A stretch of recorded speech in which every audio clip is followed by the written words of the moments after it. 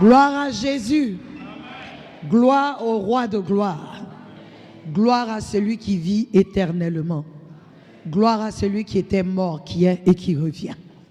Alléluia. Gloire à celui qui dit une chose et la chose s'accomplit. Gloire à celui qui n'a jamais failli. À celui qui est vraiment Dieu. Jésus-Christ de Nazareth. Le Seigneur des Seigneurs. Le roi de gloire. Amen. Que le Seigneur bénisse ce moment. Bienvenue encore, peuple de Dieu. Bienvenue dans la maison du Seigneur. Aujourd'hui est un nouveau jour que le Seigneur a fait et nous allons nous y réjouir et être dans l'allégresse. Amen. Parce que Dieu a permis que tu vois ce jour, tu verras sa gloire. Amen. Merci encore à Daddy pour l'opportunité qu'il nous donne de partager la parole de Dieu.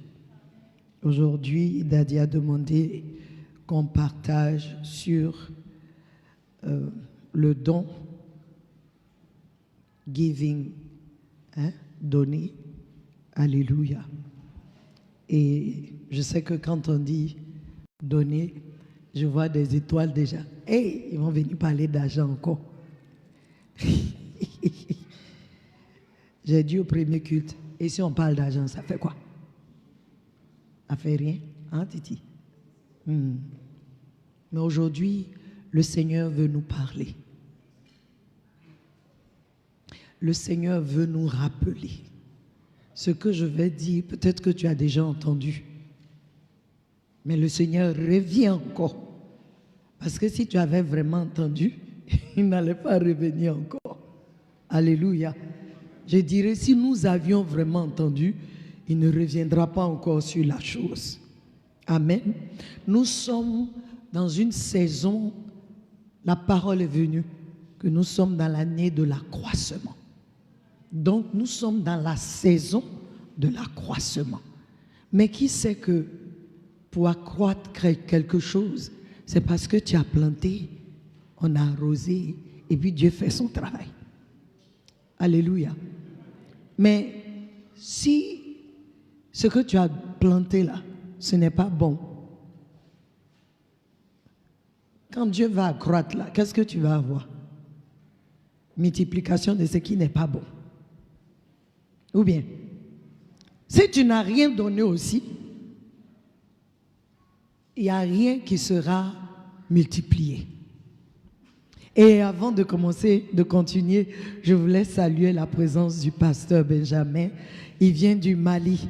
Alléluia. Harvest Mali. Sois béni. Sois béni. Donc, aujourd'hui, le Seigneur veut nous parler de donner.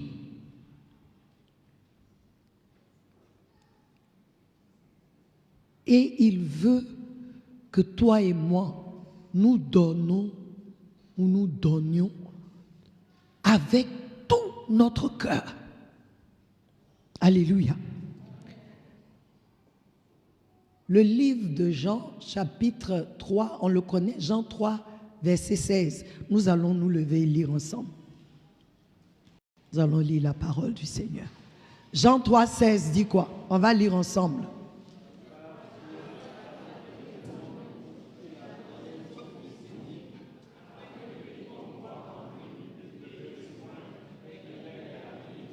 Dieu a fait quoi?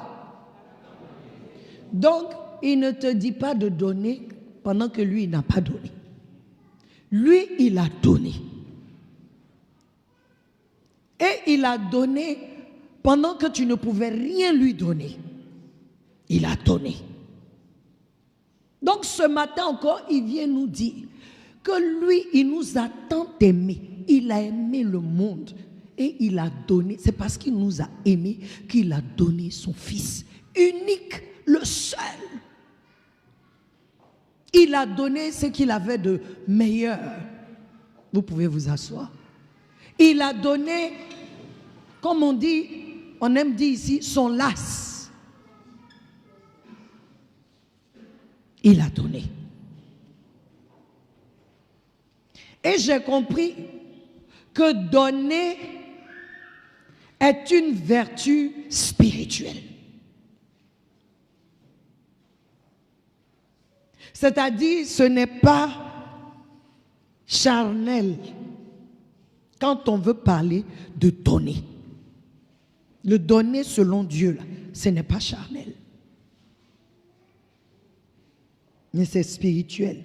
C'est spirituel parce que cela implique ton cœur. Cela implique tout en toi, ton homme intérieur. Cela demande que ton homme intérieur soit impliqué. Quand tu es en train de donner, tu donnes avec tout ton cœur. Tout ce qui est en toi doit être impliqué. C'est qui bavarde comme ça?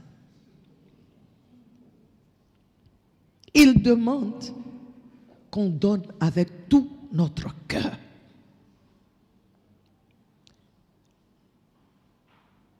Donner, en anglais on dit giving is a matter of the heart. C'est-à-dire donner est une issue du cœur, une affaire de cœur. Et quand on parle de cœur, c'est toi.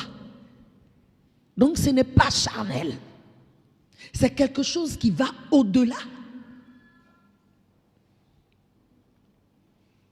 Genèse 4, versets 1 à 7. Genèse 4, verset 1. Adam connut Ève, sa femme. Elle conçut et enfanta Caïn et elle dit, j'ai formé un homme avec l'aide de l'Éternel. Verset 2. Elle enfanta encore son frère Abel. Abel fut berger et Caïn fut laboureur.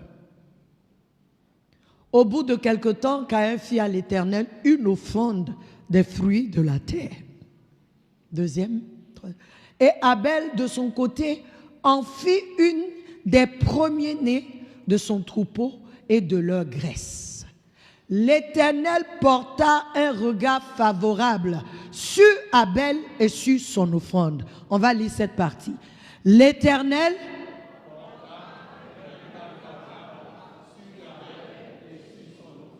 il porta un regard d'abord sur qui? Ce n'est pas d'abord si c'est que tu viens donner. L'Éternel porta son regard favorable sur Abel d'abord et ensuite sur son offrande.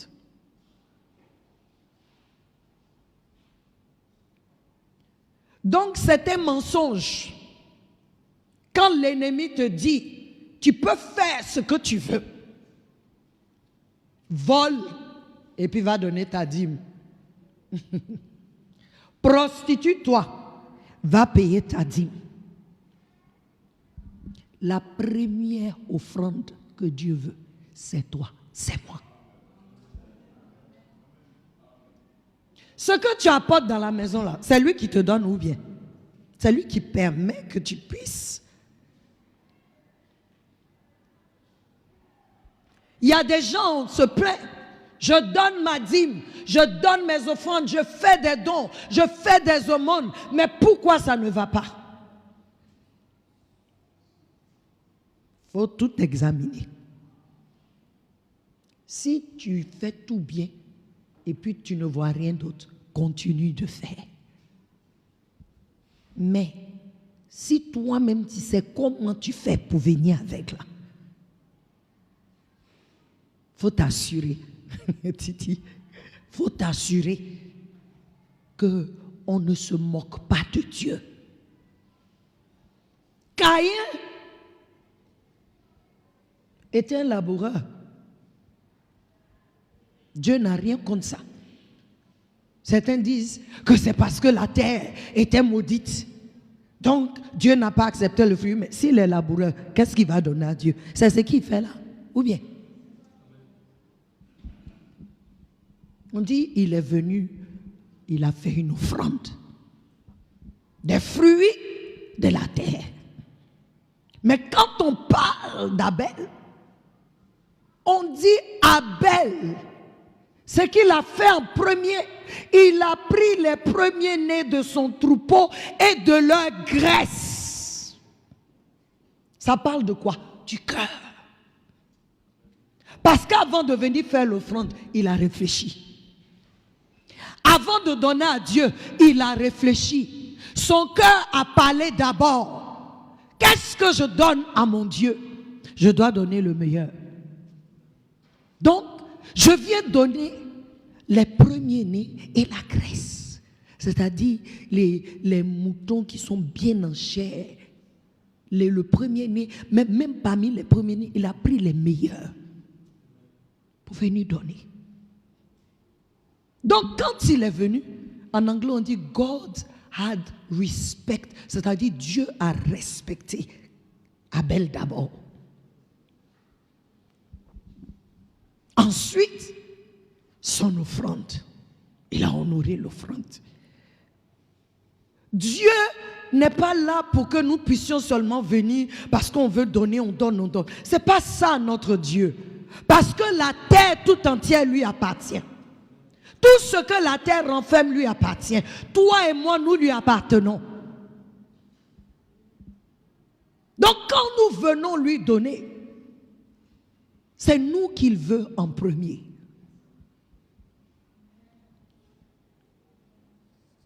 Tu ne peux pas être, comme on dit, quelqu'un qui donne vraiment et qui ne donne pas à son cœur. Vous savez, le cœur peut nous mentir. Notre cœur peut nous mentir.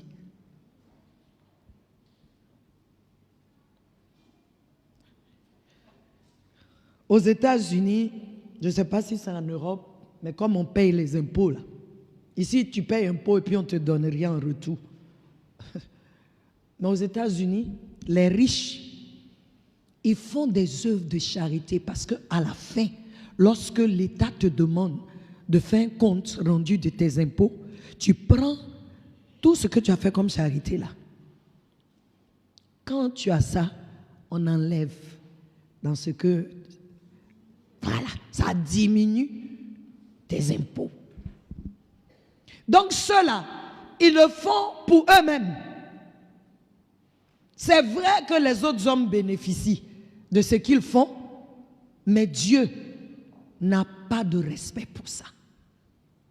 Parce qu'ils donnent pour eux-mêmes. Pour leurs propres intérêts. Certains parmi nous, quand on vient ici, là, je donne parce que je veux que Dieu me donne. Ou bien, je donne parce que je sais que c'est... Bon, donc ça fait que quand on vient aussi, nous-mêmes, on vous encourage. Donne, le Seigneur te donnera.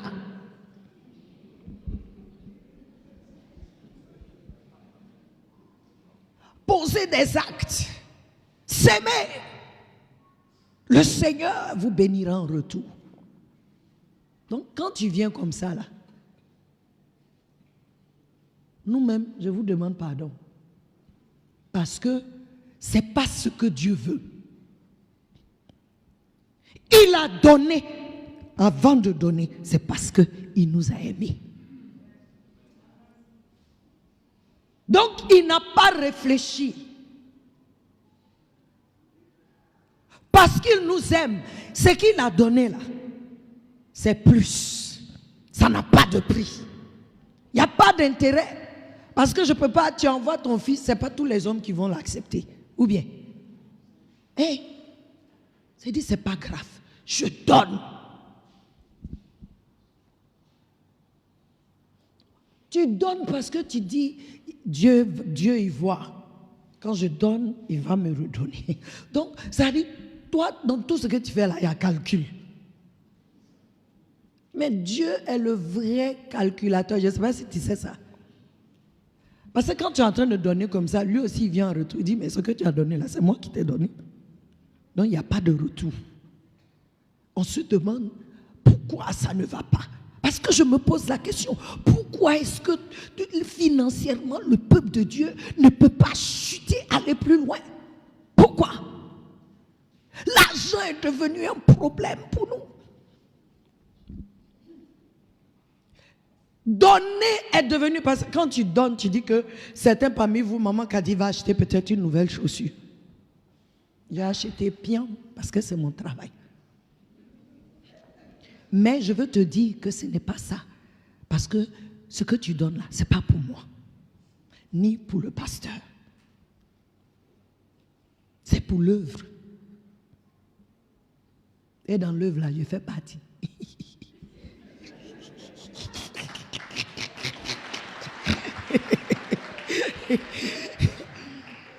Alléluia. Mais je veux dire, quand on vient à l'église, on est trop charnel, peuple de Dieu. Il y a une carnalité dans laquelle on doit sortir. Parce que cette année, cette saison d'accroissement, tu ne peux pas être détente et puis continuer à être charnel. Donner est une vertu spirituelle.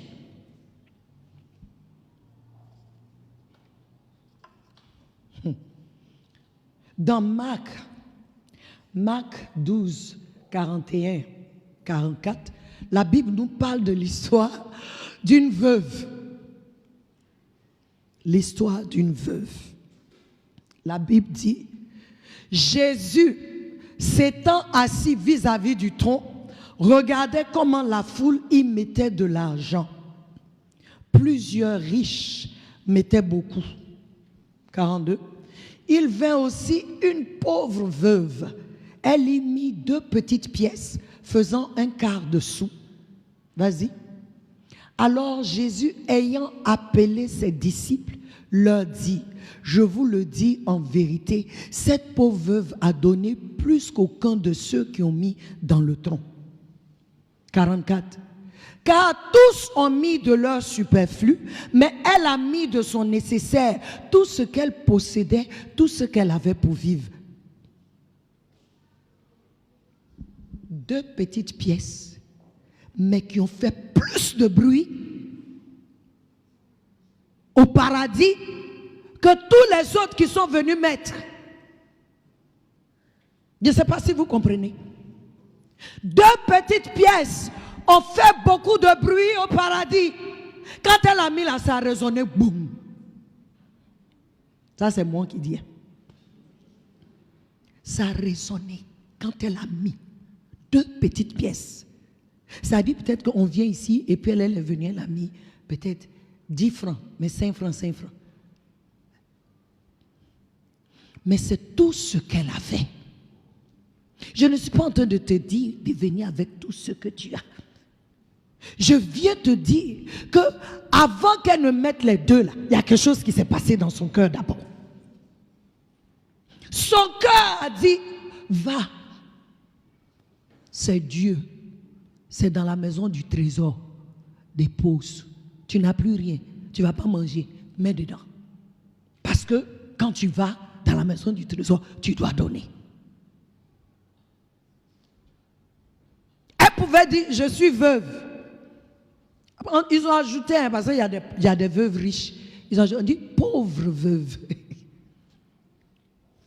Ça veut dire que pour elle, là, c'était l'hélas.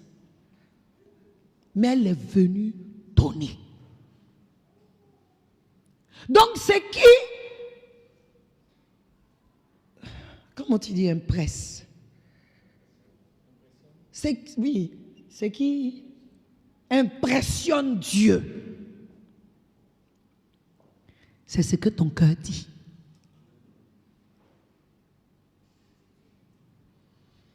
C'est ce que ton cœur est en train de dire à Dieu. Ce n'est pas tes 1 million, 2 millions. Tu peux même mettre 5 francs et puis tu as un mauvais cœur. Tu peux venir déposer et puis tu murmures cette histoire-là. Chaque fois. Il y a d'autres même qui viennent, chérie, après l'offrande. Là, ils n'ont plus à donner offrande.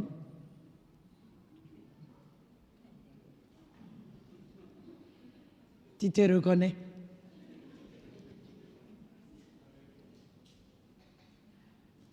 Mais c'est toi-même que tu n'es pas en train de donner.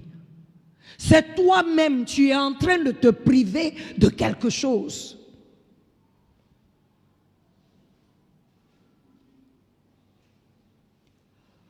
quand tu donnes, c'est ton cœur que Dieu écoute. Que dit ton cœur?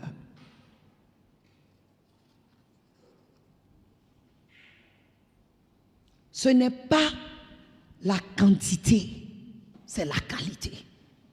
Parce qu'on peut donner 5 francs, mais parce qu'on a donné avec notre cœur, Dieu multiplie. On peut donner 10 francs, parce qu'on a donné avec notre cœur, Dieu multiplie. On peut donner 1 million, mais parce qu'on a donné avec notre cœur, Dieu multiplie. La Bible dit que David voulait faire quelque chose pour Dieu. Et le monsieur Arona voulait lui donner le coin, cadeau. Il dit non, je ne prendrai rien qui ne me coûte pas. Parce que je veux toujours que Dieu sache qu'il est premier ici. Que je peux me dépouiller pour lui. Je peux me sacrifier pour lui. Je peux aller plus loin, même si ça fait mal, pour lui.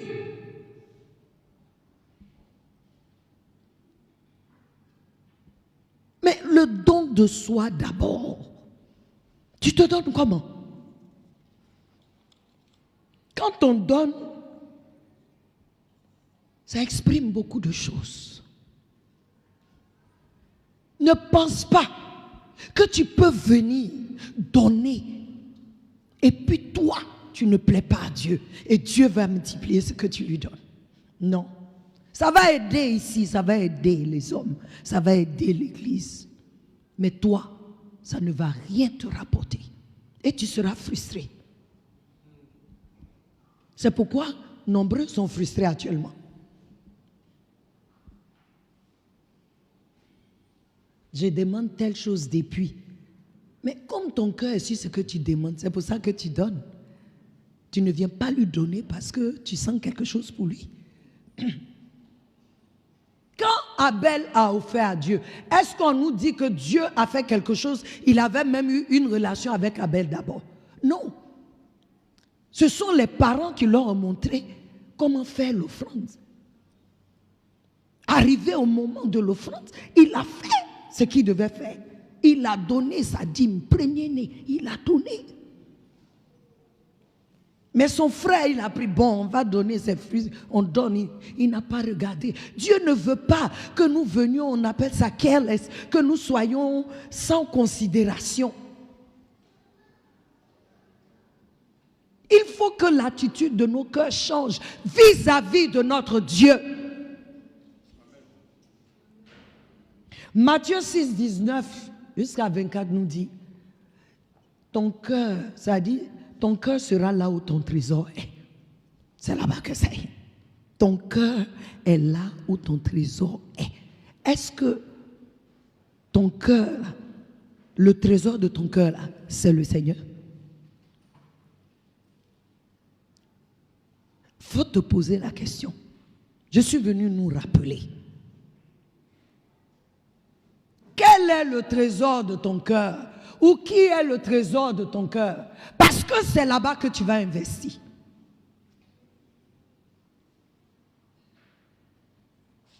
C'est là-bas que tu vas investir. Ce que j'aime plus, c'est là-bas que je vais investir. Ce qui m'intéresse le plus, c'est là-bas que je vais investir. Comme le Seigneur a demandé à ses disciples, qui dites-vous que je suis? La question est d'actualité. Qui dis-tu que Jésus est? Que dis-je que Jésus est? Je peux même me tenir ici et puis il n'est pas dedans. Ou bien? Donc ici, là, ça fait même plus peur. Que dis-tu que je suis? Il pose la question à chacun de nous. Parce que ce que tu penses qu'il est pour toi, là, c'est comme ça, ça va déterminer ton attitude vis-à-vis de lui. Ça va déterminer ta marche avec lui. Naturellement, des gens qui veulent se marier investissent l'un dans l'autre. Même quand le gars veut aller chez la prostituée, il doit investir, il faut qu'il paye. Nous sommes les seuls, on ne veut pas payer. On ne veut rien faire. Parce qu'il nous a donné gratuitement le salut. Marie est venue vers le Seigneur. Elle a versé le parfum. Mais le parfum qu'elle a versé, ce n'était pas n'importe quelle façon. C'est pourquoi on en parle. Parce que ce n'était pas n'importe quel parfum. Et ce parfum avait une portée spirituelle. Elle s'est dit, le Seigneur a ressuscité mon petit frère, ou son grand frère, je ne sais pas. Le Seigneur a ressuscité mon frère. Avec gratitude, je viens faire une offrande. Mais l'offrande qu'elle a faite là, l'offrande a exprimé ce que son cœur disait.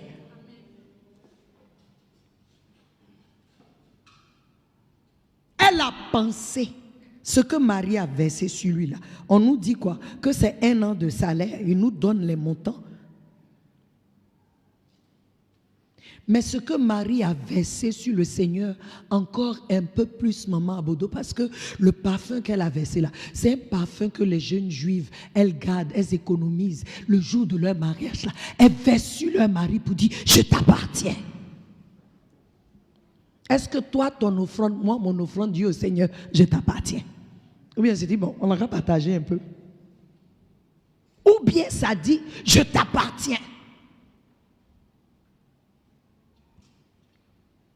La Bible dit que Salomon aimait Dieu. 1 Roi 3:3. Il aimait Dieu et il a commencé à faire ce que son père, il a marché dans ce que son père a fait pour le Seigneur. Donc Salomon, parce qu'il aimait Dieu, quand il allait rendre ministère, offrir, il a offert plus de 1000.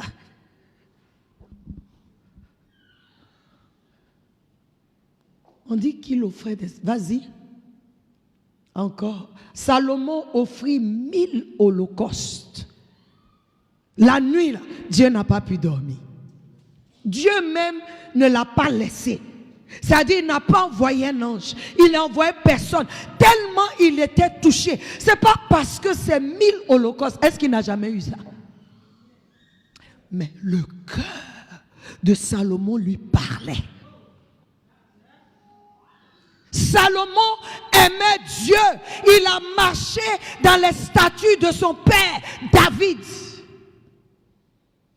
Donc c'est un cœur qui aime, qui a offert. Et le cœur n'a pas regardé ce qu'il offrait parce que le cœur voulait faire plaisir à Dieu. Le cœur voulait faire plaisir à Dieu. Le cœur voulait rendre Dieu joyeux. Peuple de Dieu, il est temps que notre attitude rende Dieu heureux. Il est temps que notre marche avec le Seigneur donne du plaisir au Seigneur. Pas à nous d'abord, à lui. Parce que Dieu était content. Il est venu la nuit. Salomon, tu veux quoi? Est-ce que tu veux? Parce que ce n'était pas charnel. Il dit, Seigneur, je veux la sagesse pour diriger ton peuple. Si c'était toi et moi, oh Dieu, je veux être au-dessus de mes ennemis d'abord. Je veux telle chose, je veux telle chose, je veux telle chose. Il dit, parce que c'était un acte, c'est pas un acte, je vous dis, le don que Dieu attend de, c'est pas un don charnel. Il dit, je veux la sagesse. Dieu dit, ah, petit, tu frappes encore fort. Petit, c'est sagesse seulement que tu veux. Tu as déjà rejoint mon cœur. Je viens encore et puis tu me blesses. Pour garder, pour mettre dessus. C'est ce qu'il a fait. Il dit, je te donnerai la sagesse. Tu seras plus sage que tous les autres. Mais en plus de ça, je te donnerai la richesse. Je te donnerai. Ça me fait penser à Abraham. À la montagne, quand il allait offrir son fils. Quand Dieu dit, donne-moi ton fils. Le seul. Pourtant, ce n'est pas le seul, mais Dieu dit, c'est lui que tu aimes, la chose que tu aimes là. C'est ce que moi je veux. Donne-moi. Abraham était prêt, la Bible dit, Dieu dit, Abraham arrête. Il dit, oh, je sais maintenant. Je sais maintenant. C'est dans le donner là que Dieu dit, je sais maintenant. Ce n'est pas dans autre chose. Donner. Je sais maintenant. Dieu a fini de le bénir, il est parti, il est revenu. Ça dit, je sais maintenant, oh, je ferai ça pour toi. Voilà ce que tu seras. Et puis il dit, je le jure, par moi Dieu. Il repart, il revient. Je sais maintenant. Est-ce que ce qu'on donne là, la manière dont tu te donnes à lui, il peut dire ça?